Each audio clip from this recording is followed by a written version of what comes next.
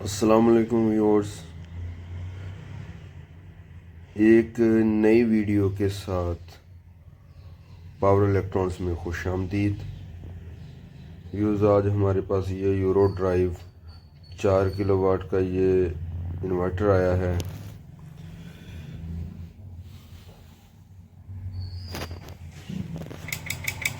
تو اس کے اندر سے یہ آواز آ رہی ہے کسی ریلے کی،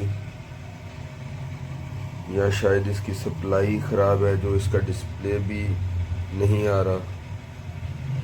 چلیں اس کو کھول کے دیکھتے ہیں کہ اس میں کیا فالٹ ہے اور کیوں اس کی سپلائی ایسے آواز کر رہی ہے اور اس کا ڈسپلے بھی نہیں آ رہا ہے۔ دوستو، ویڈیو شروع کرنے سے پہلے اگر ابھی تک آپ نے میرے چینل کو سبسکرائب نہیں کیا تو جلدی سے میرے چینل کو کر دیں سبسکرائب، لائک کریں اور شیئر کریں۔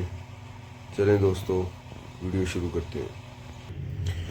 ویورز، اس کا ڈسپلے کا جو ہے یہ جیک نیچے سے اترا ہوا تھا، سی پی یو سے جو پاور کارڈ کو جا رہا ہے۔ میں نے کہا شاید اس وجہ سے اس کا ڈسپلے نہ ہو رہا ہو اور یہ ریلے ایسی آواز کر رہی ہو۔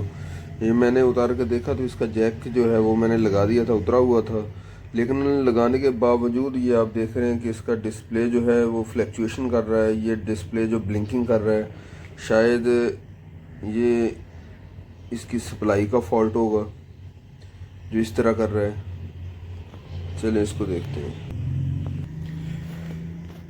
عموماً یہ سپلائی کے کسی کیپیسٹر کا، کسی ریزسٹنس کا، یا ہمارا یہ جو پی ڈبلیو ایم لگا ہوا ہے اس میں 3842 لگا ہوا ہے، ان کے خراب ہونے کی وجہ سے ہوتا ہے۔ بعض اوقات کوئی چیز شارٹ ہو، مطلب پاور سپلائی کے علاوہ ہمارا چاپر سیکشن ہے، اس کے اندر کوئی کمپوننٹ شارٹ ہو جائے تب بھی ہمارا ڈسپلے وغیرہ آن نہیں ہوگا، آن ہوگا تو وہ بلنکنگ کرے گا۔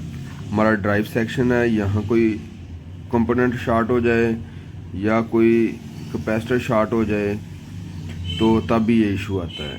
اس کے بعد ہمارا یہ ہوتا ہے C T section, C T sensing section کے اندر اگر کوئی ایشو آ جائے، کوئی آئی سی شارٹ ہو جائے تب بھی ہماری سپلائی جو ہے وہ آن نہیں ہوگی اور بلنکنگ کرے گی۔ یہ مختلف وجوہات ہوتے ہیں جن وجہ سے یہ ایشو آتے ہیں، تو آپ اس کو اچھی طرح جو ہے وہ چیک کیا کریں، کو کمپوننٹ وغیرہ جو ہوں، اس کے بعد اس کو فائنل کریں تاکہ وہ لگانے کے بعد بار بار اس میں ایشو نہ آئے۔ جی ویورز، جیسا کہ آپ دیکھ رہے ہیں یہ کیپیسٹر ہم نے ریپلیس کر دیا ہے، یہ والا کیپیسٹر ہم ریپلیس کر چکے ہیں۔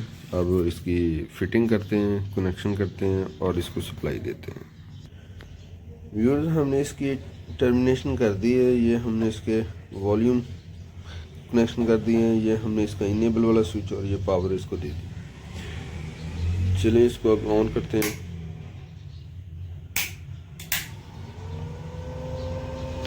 جی ویورز، جیسا کہ آپ دیکھ رہے ہیں اس کا ڈسپلے آ گیا، فلیکچویشن اور بلنکنگ اس کی بالکل نہیں ہے۔ اب ہم اس کو انیبل کرتے ہیں۔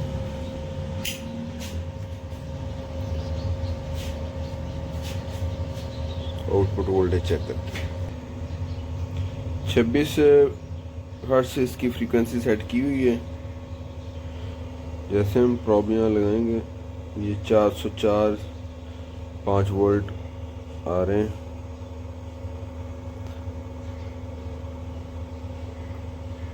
یہاں بھی وولٹیج بالکل پورے۔